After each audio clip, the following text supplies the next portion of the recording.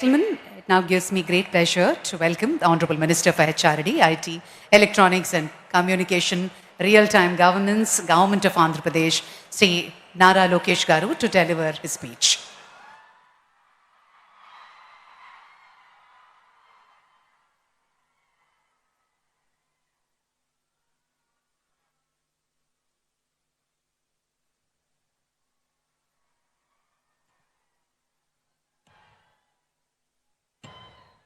త్రివిక్రమ్ శ్రీనివాస్ గారు మాట్లాడిన తర్వాత మాడటం చాలా కష్టమైన పని.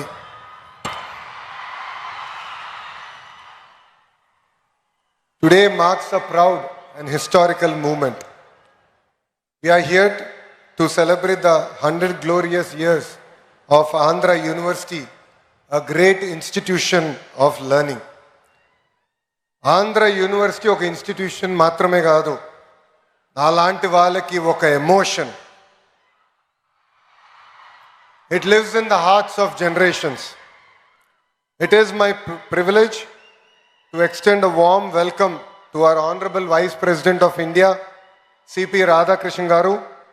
Sir, your life of service, integrity continue to inspire next generation leaders.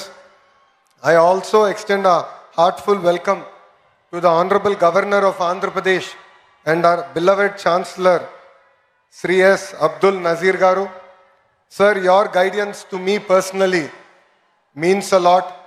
Your support has really enabled us to transform our state universities. And I'm equally privileged to have with us a legend who lives in the hearts of millions, Sri Sachin Tendulkar ji, a symbol of discipline, dedication, and excellence. From the first time I've met you to meeting you again today here, your support to Andhra Pradesh and your motivation to lead from the front means a lot to me personally, sir. And there is another legend amongst us, that is none other than our Honorable Chief Minister, Sri Nara Chandrababu Naidu Garu, whose vision continues to inspire next generation leaders like me and to the youngsters sitting in front of us. And your strength is our foundation for the future of education.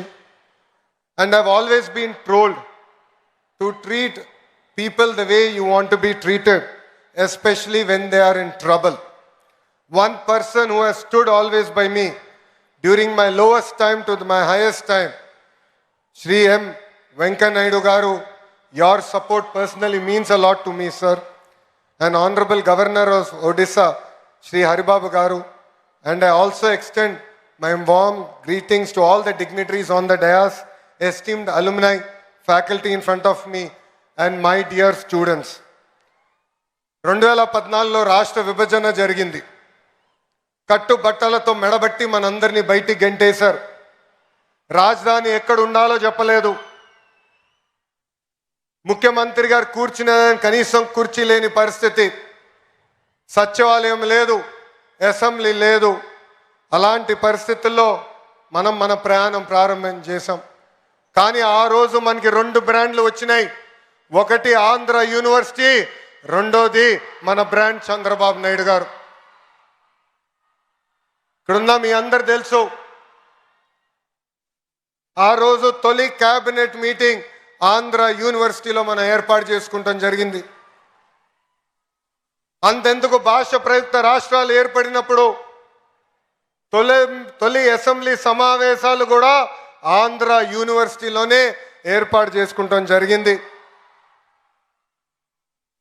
Andhra university ఒక పేరు మాత్రమే కాదు, 100 ఏళ్ల చరిత్ర.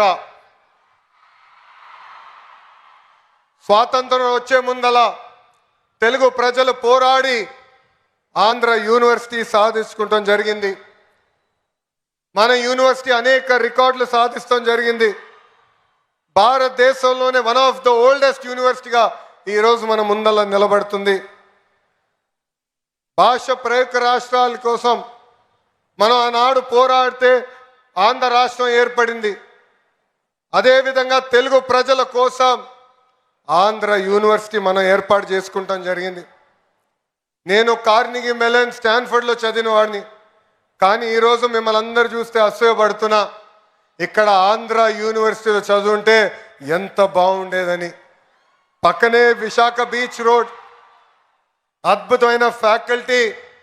అంతెందుకు Andhra university students జోషే ఈరోజు అదిరిపోతాం జరుగుతుంది. మీ జోష్ చూసిన తర్వాత మీకోసం ఇంకా కష్టపడాలి, పని చేయాలి. రాబోయే 100 సంవత్సరాల చరిత్ర మనందరం కలిసిగట్టిగా సృష్టించాలని ఈ సభాముఖంగా కోరుతున్నాం.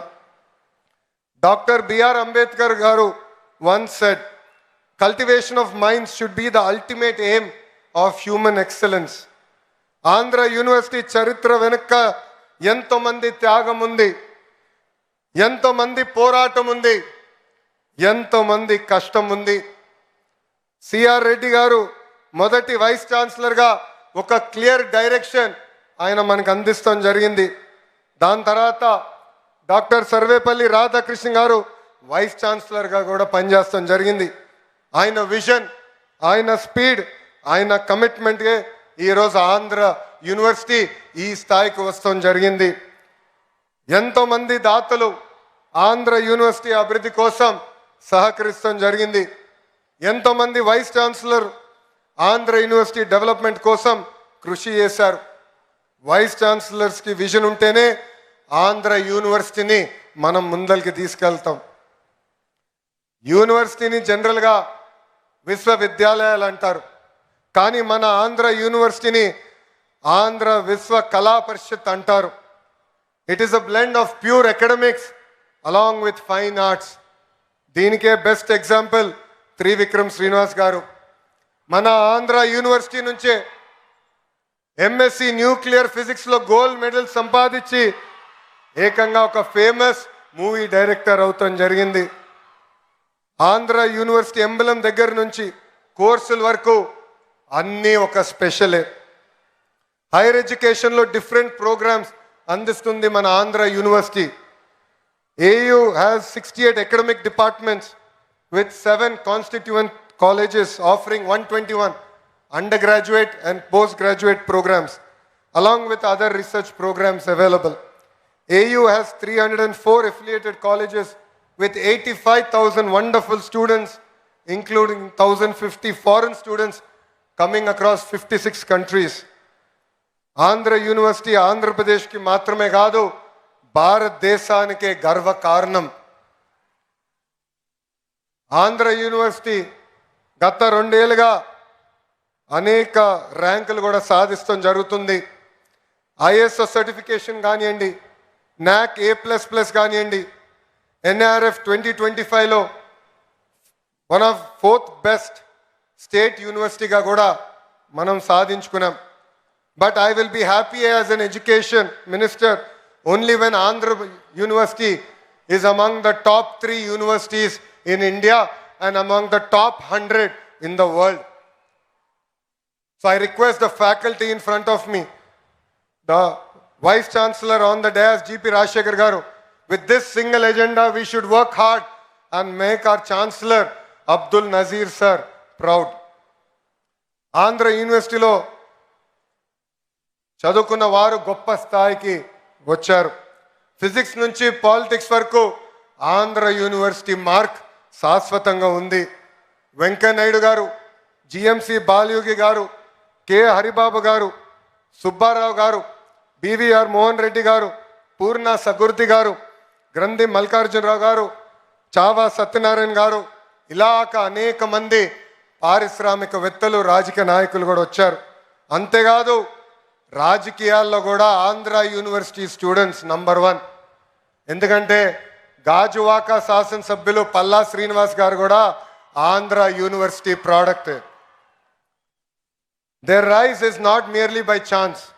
It is by commitment, struggle, sacrifice and unwavering determination.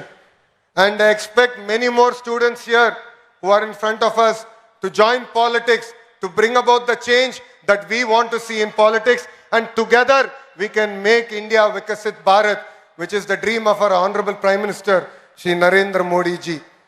ఇక్కడున్న విద్యార్థులందరూ కూడా నా జీవిత ప్రయాణం గురించి కూడా చెప్పాలనుకుంటున్నా. కార్నిగి మెలన్లో చదివా, స్టాన్ఫర్డ్కి వెళ్ళాను, దాని తర్వాత వరల్డ్ బ్యాంక్లో పనిచేసా, హెరిటేజ్లో కూడా ఎగ్జిక్యూటివ్ డైరెక్టర్గా ఉన్నా.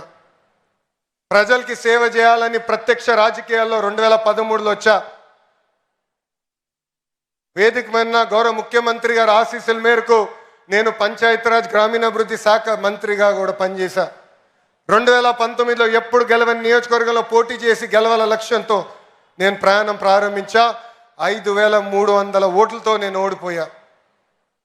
మొదటి రోజు బాధ ఆవేదన కలిగింది, కానీ అది నా రెండో రోజు నుంచి నాలో కసి పెంచింది, పట్టుదల పెంచింది. అక్కడ నేను మళ్ళీ పోటీ చేశా. ప్రజల ఆశీస్సు మేరకు 91,000 మెజారిటీతో గెలిచి శాసనసభకి వెళ్తాం జరిగింది. ఇది ఇక్కడ ఉన్న మీ అందరికి ఎందుకు చెప్తున్నానంటే, if there is no risk there is no story. On the dais you see eminent personalities who have achieved great things in their lives, but they are here today because they have sacrificed a lot. They face tremendous amount of challenges. So all the youngsters in front of me, every failure is a stepping stone for success. I have redefined fail. It is our first attempt in learning. We should take this in spirit. It should build fire in our belly, and we should go achieve what we want to achieve in our lives. AU 100 ఏళ్ల ప్రయాణం పూర్తి చేసుకుంది. కాలం మారుతుంది, టెక్నాలజీలు కూడా మారుతున్నాయి. అందుకే vice chancellor గారి ఆధ్వర్యంలో మన కరికులంలో కూడా మనందరం మార్చుకోవాల్సిన అవసరం ఉంది. ఇండస్ట్రీ కనెక్ట్ కూడా చాలా చాలా అవసరం. గౌరవ ముఖ్యమంత్రి గారు ఈ సమావేశానికి వచ్చే సమయంలో కూడా ఆయన డిపార్ట్మెంట్ రివ్యూ చేసి చాలా స్పష్టంగా చెప్పారు, ఇండస్ట్రీ అకాడమీ కనెక్ట్ అవసరం ఉంది. కేవలం క్లాసెస్లో చదువుకుంటాం కాదు, కనీసం ఒక సంవత్సరం అన్న ఫీల్డ్కి వెళ్ళాలి, వాస్తవాలు తెలుసుకోవాల్సిన అవసరం పిల్లలందరిపైన ఉందని చెప్తాం జరిగింది. అది నేను డైరెక్షన్ నేను స్వీకరిస్తున్నా. తప్పనిసరిగా ఆ మార్పు కూడా మేము తీసుకొస్తామని గౌరవ ముఖ్యమంత్రి గారికి నేను తెలియజేస్తున్నా. మనందరం చూస్తున్నాం, 4 సంవత్సరాలు మీరు అద్భుతంగా కష్టపడి చదువుకుంటారు, కానీ ఉద్యోగాలు వచ్చేదానికి కొంచెం ఇబ్బంది పడతారు. తర్వాత స్కిల్ డెవలప్మెంట్ అని కరెక్ట్గా 4 నెలలు మీరు అక్కడికి వెళ్ళిన వెంటనే నేర్చుకున్న వెంటనే మీకు ఉద్యోగాలు వచ్చే పరిస్థితి. ఇదే అంటారు స్కిల్ గ్యాప్. దీనికి ఫుల్ స్టాప్ పెట్టాల్సిన బాధ్యత మా అందరిపైన ఉంది. దానికి మేము అహర్నిశలు కష్టపడతామని ఈ సభాముఖ పిల్లలందరికీ మేము తెలియజేస్తున్నాం. అతి చిన్న వయసులో నన్ను విద్యాశాఖ మార్చులుగా గౌరవ ముఖ్యమంత్రి గారు నియమించారు. నేను విద్యాశాఖ మంత్రి అవుతున్నానంటే చాలామంది నాకు చెప్పారు, అది కఠినమైన పోర్ట్ఫోలియో, మీకు అవసరమా అని. అందుకే కావాలి, భారతదేశ చరిత్ర తిరిగి రాయాలంటే మా పిల్లలే తిరిగి రాయగలుగుతారు. అందుకే ఈ ఛాలెంజ్ని నేను స్వీకరిస్తున్నానని చెప్తాను జరిగింది. ఇంకా మార్పులు తీసుకురావాలి, నిధులు కేటాయించాలి. కేవలం ఇన్ఫ్రాస్ట్రక్చరే కాదు, పర్మనెంట్ ఫ్యాకల్టీ కూడా ఏర్పాటు చేయాల్సిన అవసరం ఉంది. గౌరవ ముఖ్యమంత్రి గారు నాకు చెప్పారు, పెండింగ్లో ఉన్న అన్ని పోస్టులు యుద్ధ ప్రాతిపదికంగా భర్తీ చేయాలని ఈ సభాముఖ హామీ ఇస్తున్న. రాబోయే సంవత్సరంలో భర్తీ చేసి మళ్ళీ మీకు కంపడతామని ఈ సభాముఖంగా గౌరవ ముఖ్యమంత్రి గారు కూడా తెలియజేస్తున్నాం. భారతదేశంలో హైయర్ ఎడ్యుకేషన్ పైన ఎక్కువ శ్రద్ధ పెట్టాలని గౌరవ ప్రధానమంత్రి శ్రీ నరేంద్ర మోడీ గారు చెప్తున్నారు. రీసెర్చ్ని పెద్ద ఎత్తున ప్రోత్సహించాల్సిన అవసరం ఉంది.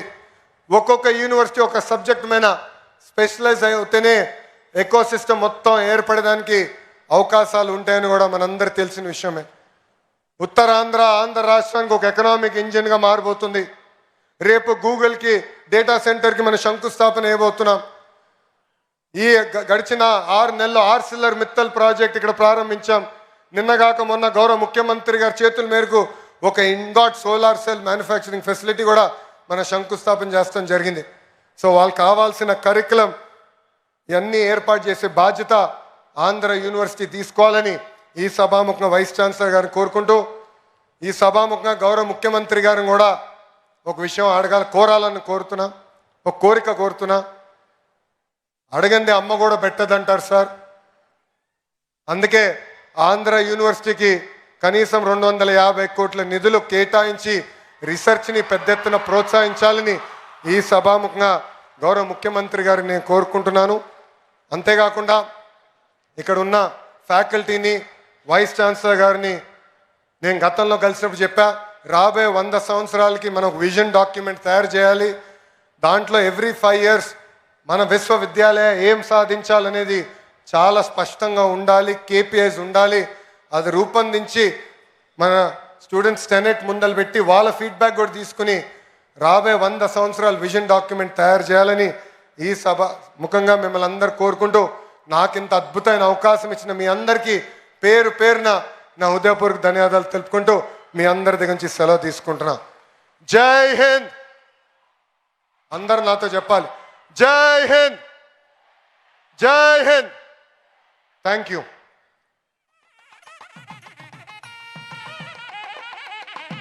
Thank you, sir. Thank you very much.